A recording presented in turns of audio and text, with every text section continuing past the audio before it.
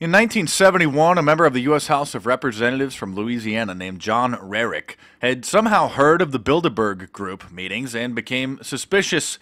He wanted to know if tax dollars were being used to pay for American officials to attend. He typed up a 10-page statement and actually entered it into the official congressional record, making him one of the only politicians to have ever mentioned the Bilderberg Group on the floor of the House.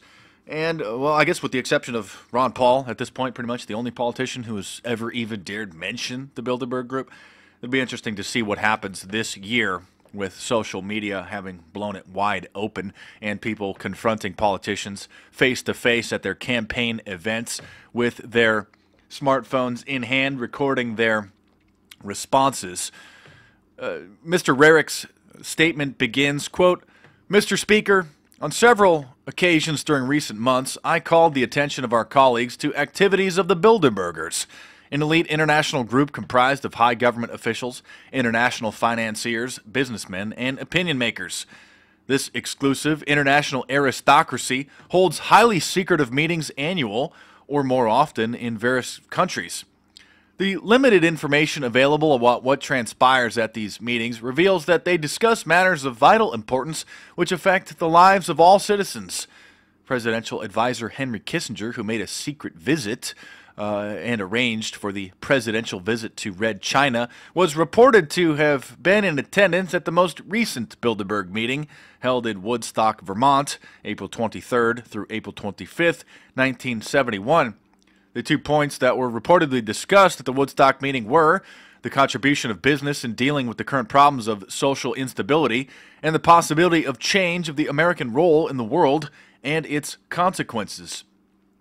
Following these secret discussions, which are certainly not in keeping with the Western political tradition of open covenants openly arrived at, the participants returned to their respective countries with the general public left uninformed. Notwithstanding the attendance of some of the news media representatives, any of the recommendations and plans agreed upon as the result of the discussion, or, for the matter, even the occurrence of the meeting itself, Rarick says, absolutely astounding.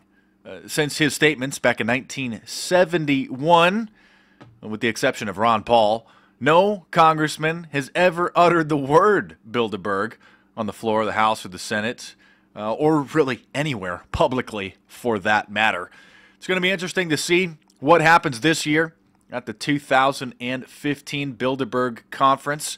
Of course, every spring since 1954, this elite group of around 100 of the world's most powerful politicians, businessmen, bankers, media executives, and international royalty have been quietly gathering together for a secret meeting in an evacuated five-star hotel, which is protected by armed guards who stand outside.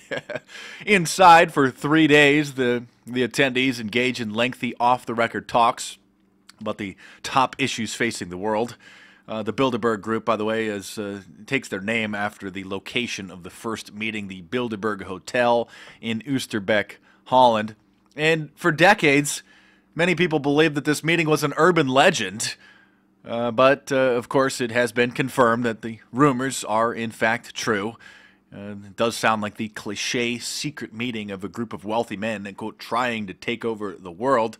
But as we have proven in the recent years, a lot of the allegations about the Bilderberg Group that have been floating around the internet are starting to surface in mainstream publications because, well, with social media and the rise of the powerful alternative press and independent journalists, it's impossible for the mainstream media to deny, as they have for almost 60 years, the existence of the Bilderberg Group.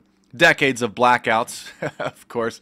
Just don't worry about that. Just trying to pretend that that just never existed. And, of course, anybody who called into any of the major talk radio shows like Rush Limbaugh, Sean Hannity, Glenn Beck, etc., and told his call screener that they wanted to talk about the Bilderberg Group were never put through. We're just not taking calls on that right now. Sorry. Click. Right. So, anyway, thanks for watching. Subscribe to my YouTube channel if you're new. Check out some of the previous videos and the playlists.